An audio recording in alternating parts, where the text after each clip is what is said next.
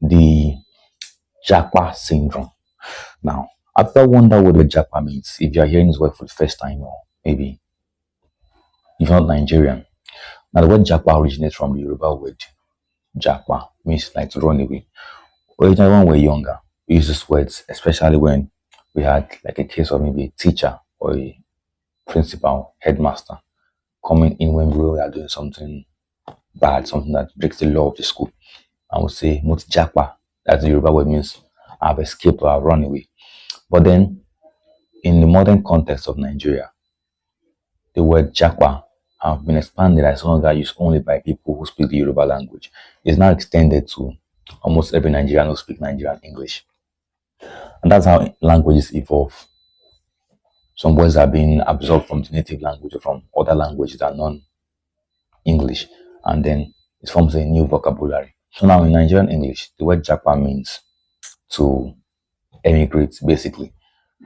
So my previous explanation, I explained how Japa means to escape a dangerous situation. And so when this word is being used to describe emigration, you might wonder if Nigeria is so much dangerous that people need to Japa, like escape a dangerous situation. Back to the normal English vocabulary, which Japa refers to emigration. And not immigration, but brain drain. Now, brain drain is defined as a situation whereby people who are educated class, people who are educated and highly skilled, begin to emigrate at a large scale. It's not just one or two people, it's a very large population of educated people migrating out of the country. Over the years, many countries have seen large cases of brain drain from countries in Eastern Europe to India, Indonesia, the Philippines, and many countries in Africa and Latin America. Now, these things happen for various reasons. One of them is a case of failed institution, social institutions actually, particularly the government, the economy, the health sector, and the educational sector. Now, in Nigeria's context, I will be listing some major factors that contribute to the heightened case of Japa in recent years.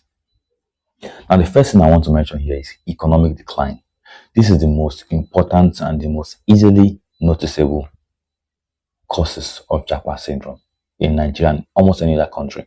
So, nobody will want to stay in a place where they're not appreciated and they don't earn enough salary to earn a good living. In the past, Nigeria had a very good economy, maybe because of its over reliance on the oil sector. That's why we are where we are today. And not to mention the massive level of corruption. But first of all, there was a time in the 1970s and 1980s when 1 naira was equal to $2. Like naira had more value than dollars. And I'm wondering which country had more value than naira in that particular year, because it was very shocking for me when I first discovered that.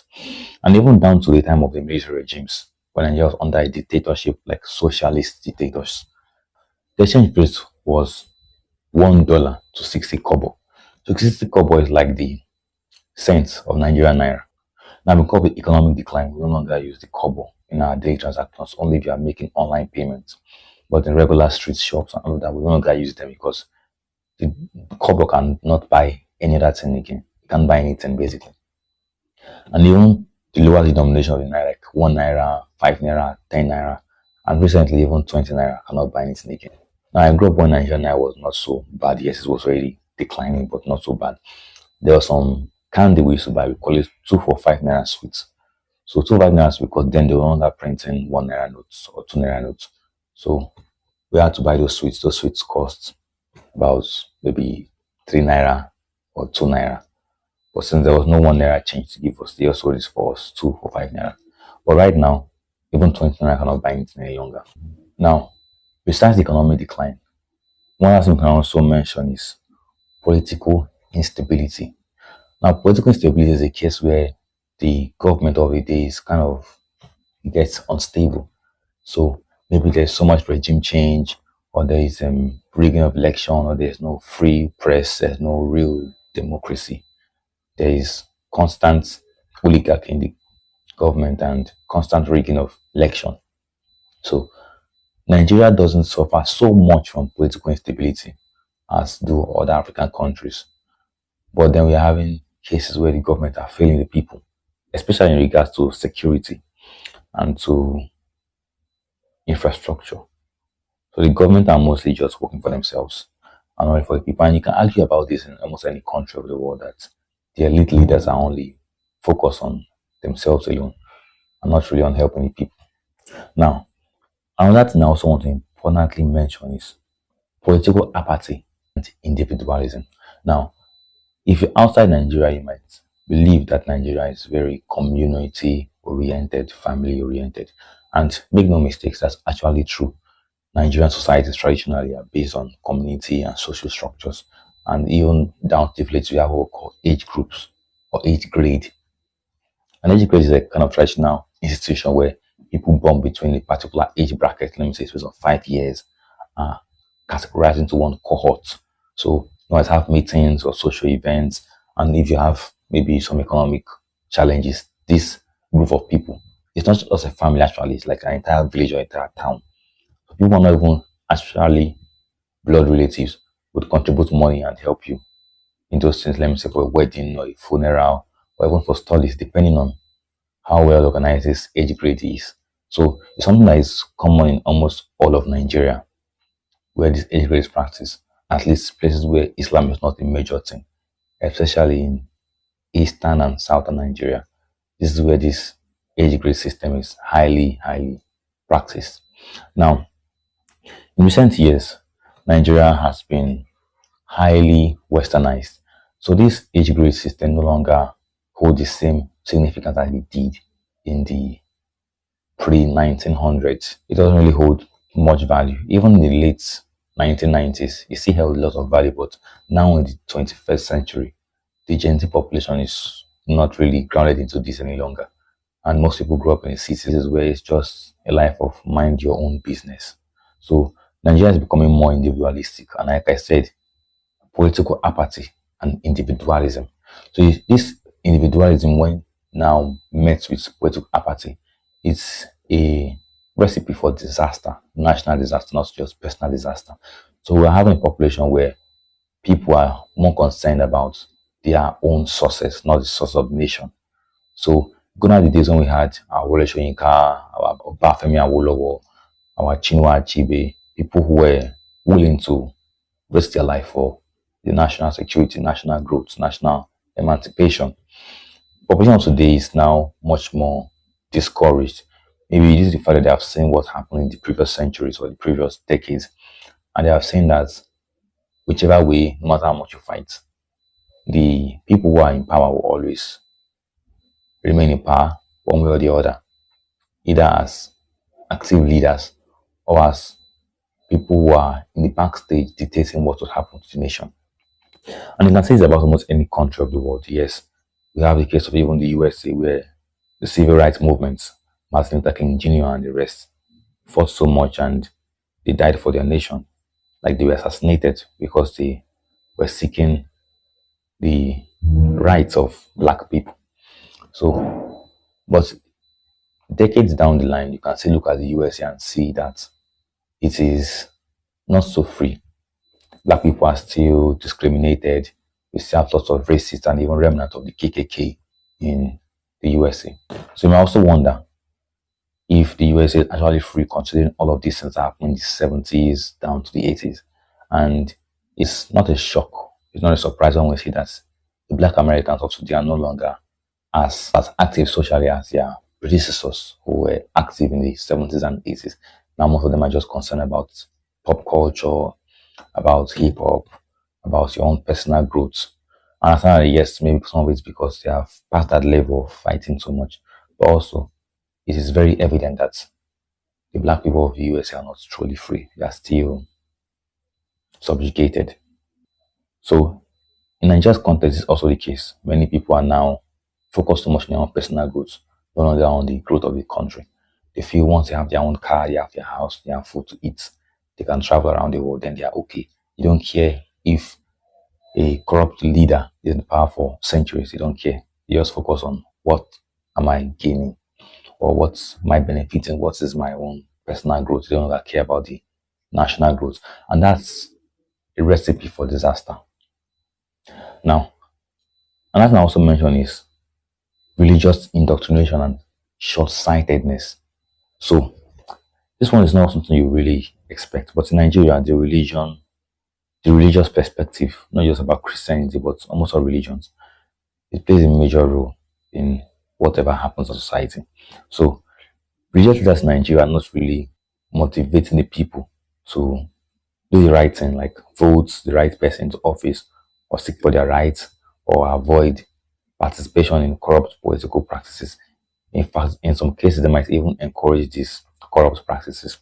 And in the Nigerian church, it's not uncommon to see the pastors praying that you should go abroad, leave Nigeria and go abroad and then get to work with the company. And they forget to mention that even in any country you find yourself, regardless of the exchange rates of the dollar and the naira or the dollar and your local currency, there will still be a dilemma of standard of living and cost of living. So you could be in South Africa where the exchange rate is kind of low. You could be in Thailand, you could be in the Philippines where things are cheaper and the currency is not really as strong as the dollar. Or you could live a better life than people living in California or New York. I mean, like literally, there are people in the streets of the USA who are homeless and drug addicts. I'm not saying this to make fun of them, but it's a reality. And some people from these third world countries don't know, they don't realize that life is not a bed of roses everywhere. Everywhere we have challenges, everywhere we have conflicts. In the USA, we have school shooting. People just come into the crowd with a gun and begin to shoot randomly and irrationally. But they don't call that maybe religious terrorism or conflict. They just call it gun shooting or mass shooting. But in, let me say, somewhere like Niger Republic or Congo, where there are cases of insecurity at the moment, whenever a gunman attacks a community or a church and shoot, let me say, 5 people, 10 people, 30 people, they target terrorism. So you could see the dilemma here. You could see the whitewashing. In their own country, when terrorism happens, they call it mass shooting. Sometimes they might call it terrorism, that's only if bombs are used.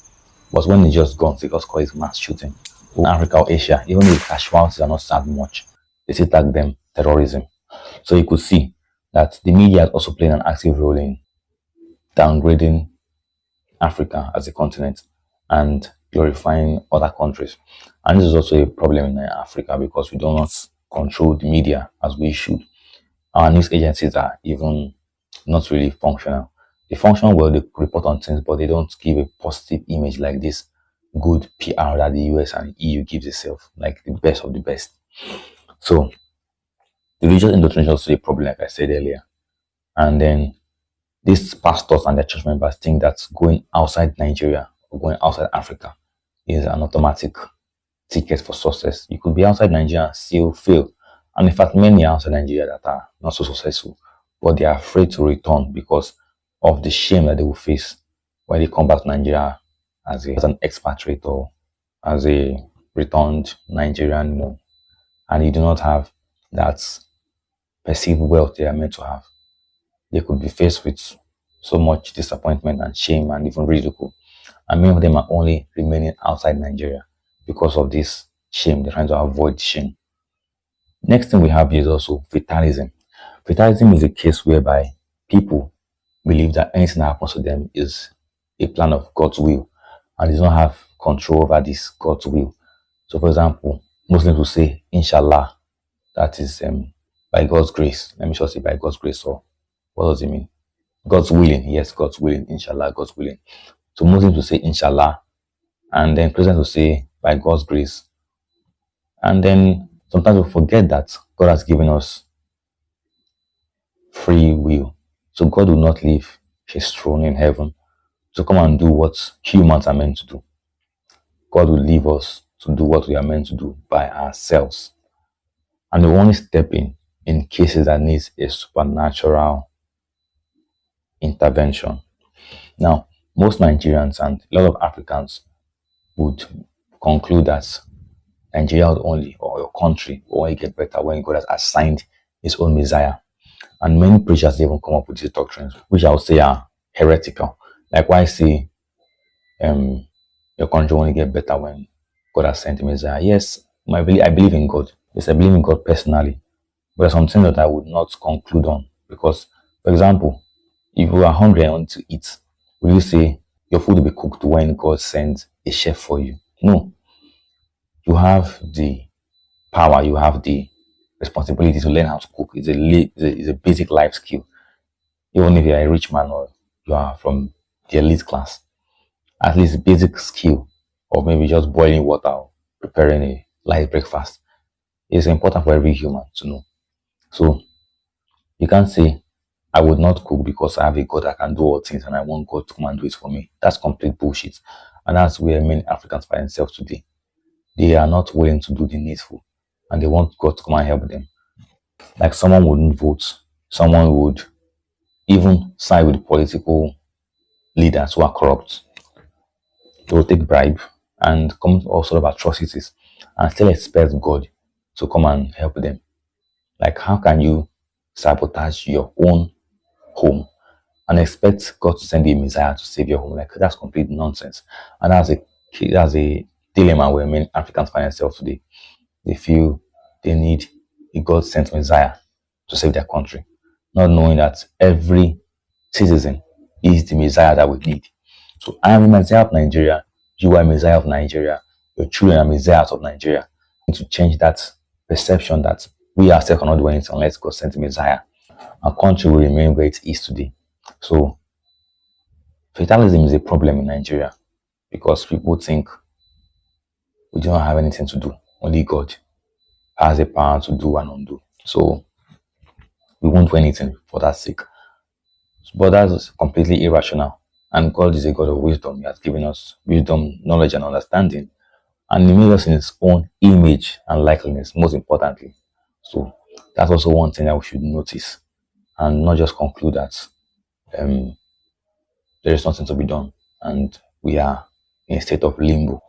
Now, this part I'm going to talk about is the impact of brain drain to a society because Japa is another word for emigration. So, impact of brain drain in a country is complex. While typically viewed as a net loss, modern economic theory identifies both negative and positive side effects of brain drain. As ironic as it may sound, brain drain has both positive and negative side effects. Now, negative effects. Number one is loss of human capital. And the other word for brain drain is human capital flight. So imagine if a country subsidized education like previously in Nigeria, education was highly subsidized. For example, in my first year in university, I paid about 30,000 naira, which in dollar at the time was like, let me say, it was like $70. So imagine paying a tuition fee of just $70. That's for the whole year, although it later increased to I think 45,000, which was about, let me say, $80 or so. And then at the time, that's exchange at the time, 30,000 naira was, let me say, like 60, $50. Because at the time, $1 was equal to 500 naira. So, but now the economy has gone a little bit down, and the exchange rate is now $1 to 1,400 naira. So imagine like three times the original or the previous exchange rate.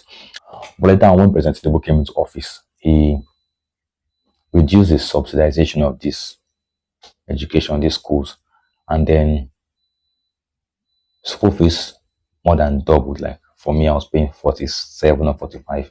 When it came to power, to pay like 90,000. Some others were paying like 100,000 naira, some were paying 150,000 naira. So, but regardless of that, the governments were subsidizing education. So imagine when the government subsidizes education and you are done studying, and the next thing you do is to travel out of the country to work for another different country.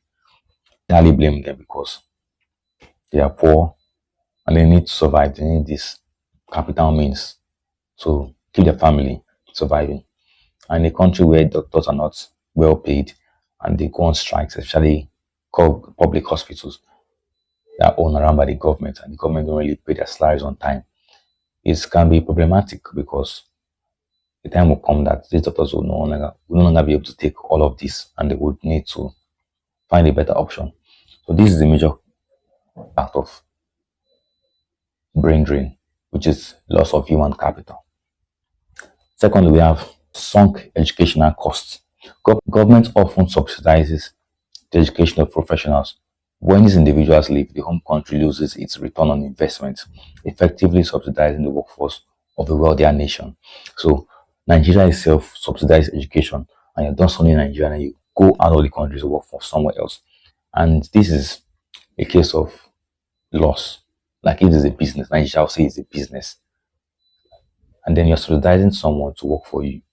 But after you've paid their school fees finish, subsidize their housing, subsidize their education, subsidize their cost of living. And the next thing they pay you back with is they leave you to work for someone else. That's a very big devastating loss. And that's another second cost because we are developing another country at the expense of our own country. So if you go around the world, particularly in the USA and Europe, you find many Nigerians working for these countries, particularly as doctors, or as teachers, or as bankers. And some are not even working in good places, but they just pretend on LinkedIn to be professionals in these countries. They call it packaging in Nigerian English. If you are working for, let me see, a good hospital as a doctor, Nigerian doctor in abroad, in a foreign country, what you're actually doing is that you are making the life of those citizens better, while people in your country will suffer because the country now is now short of one doctor. If you are an engineer working for a country, for a company outside the country, you are also impoverishing the nation because the country is now short of one engineer. Now, when you compare this with the massive scale of doctors and engineers and professionals and economists leaving Nigeria to work for other countries, you find that the country will continue to be impoverished and won't really develop as much as it should. We have strain on public services. The departure of healthcare and educational professionals leads to longer wait times, poorer health outcomes, and a decline in the quality of schools. Another loss here also is reduced tax revenues. Immigrants are typically high earners. Their departure reduced the national tax base, leaving the government with less money to fund infrastructure and social programs. Economic stagnation is also another important thing to note, which is a loss or a negative impact of immigration. The lack of skilled labor makes the country less attractive to foreign investors, potentially trapping the nation in developing states for a longer period. You have seen this case now, this negative impact of Japa in not just Nigeria, but almost any country. Even countries in Europe also have cases of brain drain, like um, Bulgaria, I believe, also has a case of brain drain, immigration of the younger population, especially. So, all of these things have the positive and negative side effects. Now, I've mentioned the negative, let me go into the positives. The positive side effect is that there will be remittances, and remittances are money sent by people who live outside the country to their family members in the home country. In Africa, for example, the report has shown that there are billions of dollars being sent back as remittances.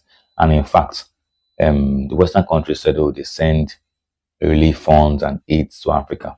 But the relief funds are never up to like 500 million, let me see, like 200 million. It's a lot of money. I appreciate that. That's people in the Western countries are sending the support for the various regions that need the support. But you cannot ignore the fact that Africans themselves are contributing more to the growth of Africa. Like I mentioned, over $1 billion every year in remittances sent by people living outside the country to their home country. But if you check, all these money are not really used for massive industrial production or for tech-driven initiatives. They are just sent maybe to keep the family going, money for feeding, money for school fees, money for house rents, money to build a new house, to buy a car, to buy a piece of land. Another kind of lifestyle, yes, it's a good life. You can secure this property as assets. But when this continues on and on and on, then the country won't really have much to boast of. Just like the same way the Arab world is in a dilemma today. They have skyscrapers and all of that, but they don't really manufacture anything. They import most of the things they use in their countries. So Africa is in also this kind of dilemma. So no matter how much remittances you send back, that intellect that you are using to develop a different country, it could have been used to start up a business in your own country where you won't even face racism. Yes, the government might have some issues with the government, but if you're on the right path of the state, you could set up your own company and you won't really lose her. Then we have induced education. The prospect of moving abroad can encourage more people in the home country to pursue higher education. If not, everyone who trains actually leaves. The total stock of educated people in the country may actually increase. So, yes, not everyone who gets educated in Nigeria leaves the country. Some of them live here and keep living their lives. But then it could also be a kind of motivation that, okay, I could also be successful like this other guy who is in this social country and making so much money. So it could be a form of motivation to the younger population to get more educated. And then we also have cases of knowledge transfer. Now, many immigrants maintain ties with home. They facilitate trade, bring in new technologies, and provide mentorship to local businesses based on their global experience. And we also have brain circulation, which is when professionals return after several years. They bring back advanced skills, capital, and global network that can spark local entrepreneurship. Now, the final lesson to learn here is that no country is built on remittances. Yes, you might send those money back and they could be used in the right way or in the wrong way. What matters is that there is more investment in the local country, not just to build a hotel, or to build a bar, but to build industries that would shape the world in a new way. Just the same way China rose from the ashes. And India, yes, is struggling, but also rising. We can also build up our own agencies, not necessarily in your own home country, but you will live for another African country and establish these corporations, which will also help in the growth of the entirety of Africa. Now, Africa needs to learn a lesson because if we do not face this problem, no one will fix it for us. So, the Germans won't fix Nigeria's problem for Nigeria. The Russians won't fix Nigeria's problem for Nigeria. The Chinese will not come and fix our problem for us. So it's only when we are emancipated by our own free will that's when the narrative will be changed. Otherwise, we'll keep living a life of subjugation to foreign powers. Thank you, and subscribe to my channel.